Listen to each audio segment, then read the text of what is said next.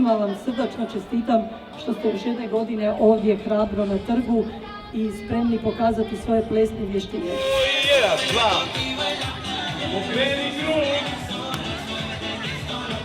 zamijeni se.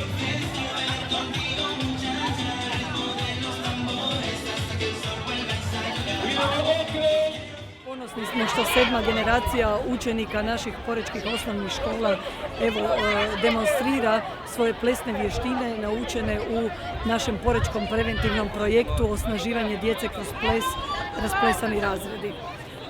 Dakle, 7. generacija pleše, ono što su mogli naučiti u školi, osim brojnih stečenih znanja, su plesne vještine za koje držimo da mogu biti zdrav životni izbor, način povezivanja, zabave za čitav život. I evo, ovdje ih imate prilike vidjeti.